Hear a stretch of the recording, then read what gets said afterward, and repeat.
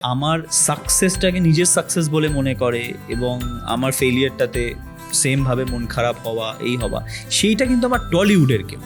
এটা ঠিক যে সত্যি সময় কাটাতে ভালো লাগে, গল্প করতে ভালো লাগে, সেই অর্থে ওই হিংসে ওই ব্যাপারগুলো নেই, এরকম অনেকে আছে টলিউডে। হ্যাঁ, কিন্তু হ্যাঁ মানে বেস্ট ফ্রেন্ড ব্যাপারটা অ্যাজ আ বিগ থিং। আমি ফিল্ম ইন্ডাস্ট্রি বা অভিনেতাটাকে কিন্তু আমি প্রচণ্ডভাবে ভালোবেসে টাকা, নাম, যশ সব কিছু সেকেন্ডারি রেখে আমি কিন্তু অভিনয়টাকে ভালোবেসেছি বলে এই ফিল্ডে এসেছি।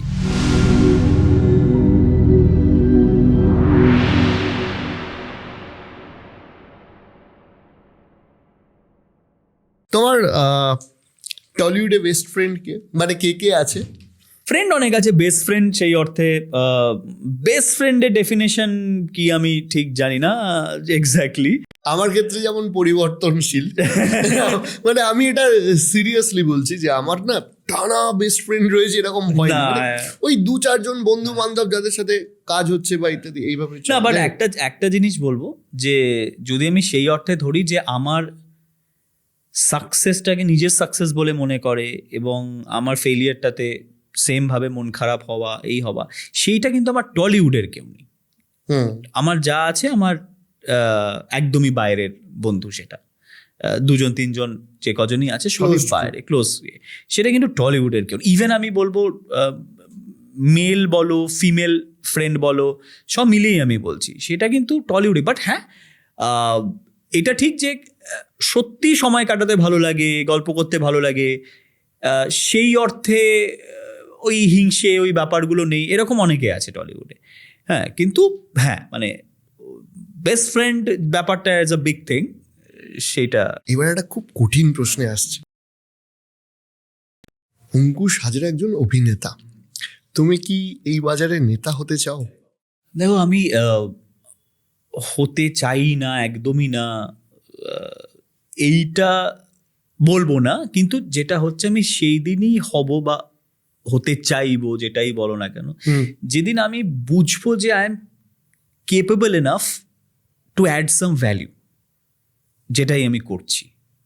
এবং তবেই আমি ফিল্ম ইন্ডাস্ট্রি বা অভিনেতাটাকে কিন্তু আমি প্রচণ্ডভাবে ভালোবেসে টাকা, নাম, যশ সব কিছু সেকেন্ডারি রেখে আমি কিন্তু অভিনয়টাকে ভালোবেসেছি বলে এই ফিল্ডে এসেছি কমপ্লিটলি।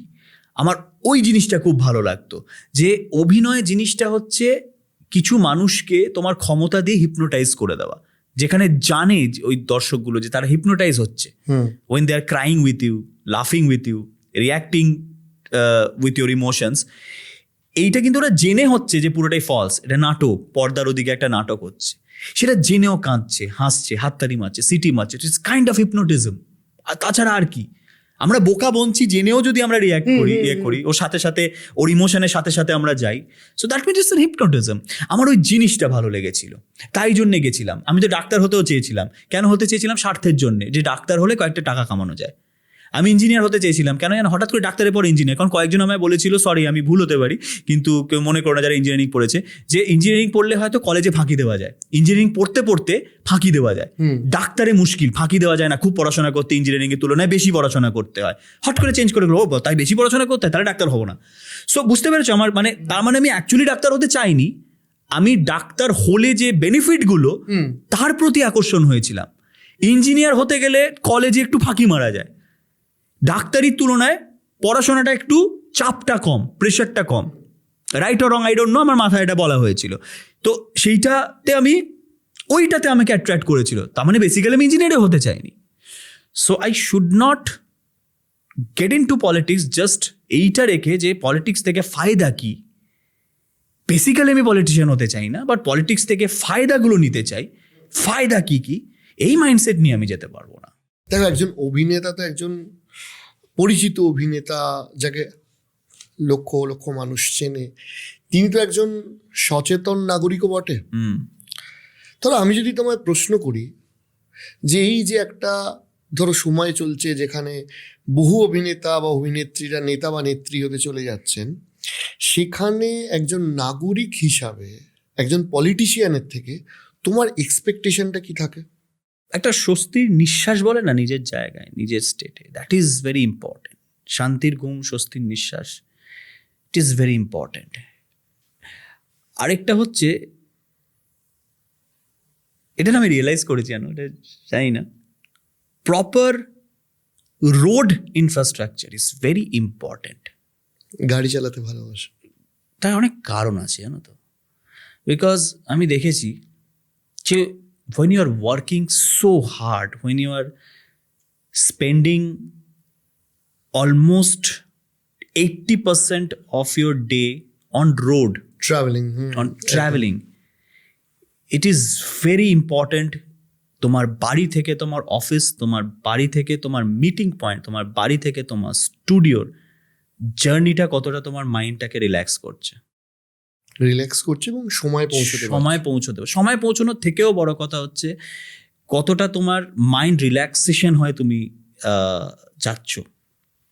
এবং তো আমার সত্যি মানে এটা হয়তো অনেকে সেই অর্থে গুরুত্ব দেয় না, but actually I have felt, I have realised it is very very very very important যে তোমার যে মানুষটা এত পরিশ্রম করছে তার ওই বাড়ি থেকে অফিস ওয়ার্ক অব্দি, সেটা সেই অফিসে যে কোনো হতে পারে, যে কোনো ফিল্ডে যে কোনো মানুষের, যেটাকেই তুমি অফিস বলো, একটা বিল্ডিংকে অফিস বলতে পারো, তুমি তোমার স্টুডিওটাকে অফিস বলতে পারো, তুমি যেহেতু কর্মক্ষেত্রে যে যাচ্ছ বেসিক্যালি,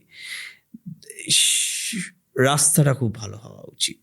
এটা আই হ্যাভ রিয়েলাইজড। তোমার কথাটা শুনে আমার একটা খুব খুব ভেরি ইম্পর্ট্যান্ট একজন বিশ্ব নেতার কথা মনে পড়ে যাচ্ছে। জন কেনেডি, ইউএসএ প্রেসিডেন্ট ছিলেন।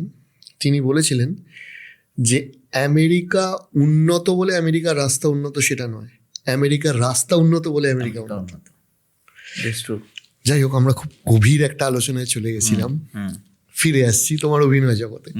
সেটা হচ্ছে যে ধরো আজকের ডেটে একজন অভিনেতা তোমার নতুন একটা ফিল্ম লঞ্চ করছে বা পরপর লঞ্চ করছে।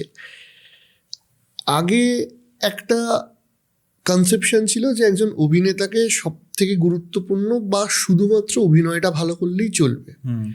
আজকের ডেটে সেখানে গিয়ে তার সাথে প্রমোশন, ইনফ্রাস্ট্রাকচার, এই ওই তাই অনেকগুলো দিক জুড়েছে। সেখানে একজন যে লিড ক্যারেক্টার, তাকে একটা সিনেমার কি কি দায়িত্ব নিতে হয়, তোমার কি মনে হয়? আমার মনে হয় যে কোনো লিড ক্যারেক্টারকে সব থেকে বড় কথা, আমি তো চলো এই সিনেমাটার প্রডিউসার, ঠিক আছে, আমি ওইদিকে যাচ্ছি না। প্রডিউসার অ্যাক্টর যারা, তাদের তো অবশ্যই অনেক কিছুই অনেক বেশি দায়িত্ব। আমাদের এখানে না, আমি নাম করব না, বাট কিছু হাতে গোনা অভিনেতা আছে যারা সিনেমাটাকে নিজের সিনেমা হিসেবে খুব কম ধরে, প্রডিউসারের সিনেমা হিসেবে ধরে। সেইটাতে আমার একটু আপত্তি। আমি ইনফ্যাক্ট যখন নিজে শুধু অভিনেতা ছিলাম, প্রডিউসার নয়, আমি কোনো ছবিকেই না শুধু প্রডিউসারের সিনেমা হিসেবে কোনোদিন দেখিনি। চিরকাল এইভাবে দেখেছি যে এই ছবিটাতে আমারও স্টেক লেগে আছে। তার কারণ অনেকে আমি দেখেছি যে প্রমোশনে যেতে চায় না। আমি লিড অ্যাক্টরেরই কথা বলছি, ধরো প্রমোশনে যেতে চায় না। প্রমোশনে যেতে গেলে হয়তো 2-3টে প্রমোশনের পর এক্সট্রা পেমেন্ট চাওয়া, এই চাওয়া। তারপর জাস্ট অ্যাডভান্স পেয়ে গেল, সিনেমা হয়ে গেল, সিনেমা শেষ হয়ে গেল, তারপর ওই সিনেমাটা দেখে আর ঘুরেও তাকায় না, ওই অভিনয়টুকু হওয়া অবধি কাজ আর কি। এইটাতে আমার একটু প্রবলেম, কারণ আমি নিজে যখন শুধু অ্যাক্টর হয়ে কাজ করেছি, এখনও তো প্রচুর ছবি আমি করিও শুধু অ্যাক্টর হয়ে, কারণ আমার তো এখন অত সামর্থ্য হয়নি যে প্রত্যেকটা ছবি নিজের প্রডিউসার হয়ে করবো, না হলে করবোই না, আমাকে শুধু অ্যাক্টর হয়ে ছবি করতে হয়।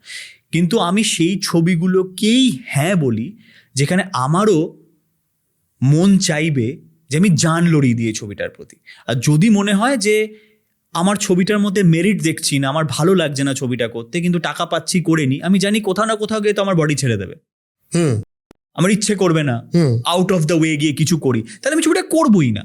কারণ ওই ছবিটাকে হ্যাঁ বলে আমি প্রডিউসারকে বিপদে ফেলবো না, কারণ আমি যদি কমিটমেন্টটা ফুলফিল না করতে পারি। ওই জন্য তো এই যে নিজেরও ছবি এটা, এবং নিজেরও স্টেক লেগে আছে অ্যাজ ইফ কোটি কোটি টাকার, এই মাইন্ডসেট নিয়ে লিড অ্যাক্টার্সদের, লিড কেন, আমার মনে হয় যতজন অ্যাক্টার্স পার্শ্ব চরিত্র যারা করছে তাদেরও করা উচিত। কারণ আমার সবসময় মনে হয় কোনো ছবি কোনো একজনের জন্যে কোনো দিন হিট হয় না।